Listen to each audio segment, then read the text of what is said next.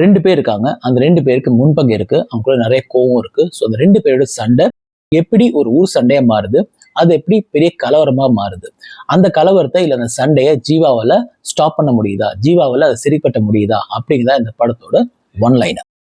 உங்க guess correct தான். தலைவர் தம்பி தலைமையில் இப்போ நெட்ஃபிளிக்ஸ் ரிலீஸ் ஆயிருக்கு. எனக்கு 2 வருத்தம். ஒண்ணு, இந்த படம் தியேட்டர்ல பார்க்க முடியலையே அப்படிங்கிறது. 2வது, இந்த பர்டிகுலர் வசனம் நெட்ஃபிளிக்ஸ்ல இல்ல. படிச்சு சொன்னேனேடா, கண்டிஷன்ஸை ஃபாலோ பண்ணுங்கடான்னு கேட்டீங்களா? இளவரசு தம்பிராமையா 2 ஃபேமிலி, பக்கத்து வீடு, நடுவில் செவர்ல எதுவும் கிடையாது. ஊர்ல ஒரு படியேறி போனா ஒரே காம்பவுண்ட்ல 2 வீடு இருந்து அப்படி இருக்கும். அப்படிதான் 2 வீடு. இளவரசு தன்னோட பொண்ணோட கல்யாணத்தை ஜாம்னு வீட்டு வாசல் நடத்தணும் அப்படின்னு சொல்லி பெருசா பிளான் பண்ணிட்டு இருக்காரு. ஸோ கல்யாணத்தை அன்னைக்கு முகூர்த்தம் காலையில 10:30 மணி. இந்த 10:30 மணி அப்படிங்கிறது ரொம்ப ரொம்ப முக்கியமான விஷயம். ஸோ கல்யாணத்துக்கு ஒரு நாள் முன்னாடி, அந்த டே பிஃபோர் த மேரேஜ் அப்படின்னு சொல்லுவோம்ல, ஸோ அன்னைக்கு தான் இந்த சம்பவம் எல்லாமே நடக்குது. ஸோ கல்யாண வீட்டில், அந்த பையன் வீட்டில் அவங்க ஊர்ல இருந்து டிராவல் பண்ணி டெம்போல வந்துட்டு இருக்காங்க.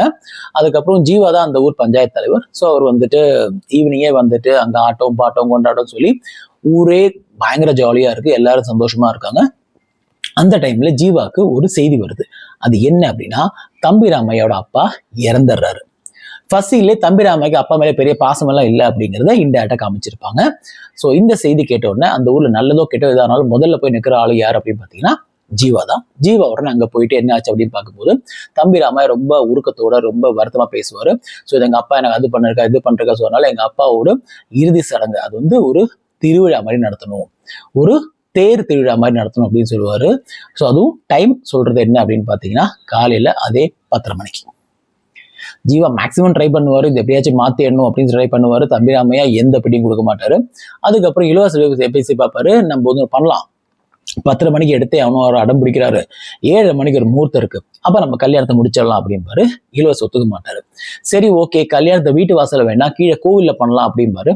அதுக்கும் ஒத்துக்க மாட்டாரு.